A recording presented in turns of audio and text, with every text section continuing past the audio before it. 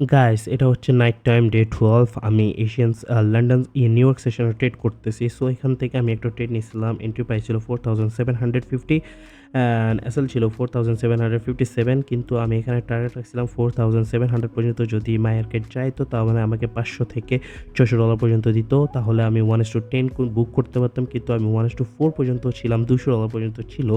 কিন্তু আমি ওটা বুক করিনি। আমি মনে করেছিলাম এখান থেকে ক্র্যাশ যখন টপ থেকে নিছি সো মার্কেট অনেক গান্দাভাবে ক্র্যাশ করবে কিন্তু এটা নিউজ ছিল।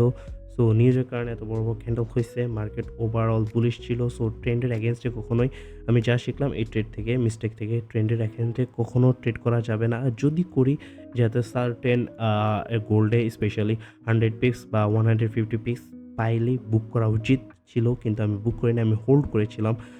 আইদার 5 ঘন্টা পর্যন্ত হোল্ড করতেছিলাম। এন্ড অফ দ্য ডে আমার এটা মানে ট্রেডটা লস করায় দিছে। সো আমি একটু ট্রেডটা নামার পরে কিন্তু আবার কোয়ান্টিটি অ্যাড করছিলাম। আমি ডেফিনিটলি শিওর ছিলাম এটা উইন হবে।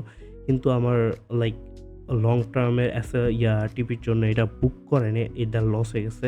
সকালে $20 এখন $50 টোটাল $70 লস হইছে। কিন্তু সমস্যা নাই ইনশাআল্লাহ আমি আবার ব্যাক করব। No matter what I will do it.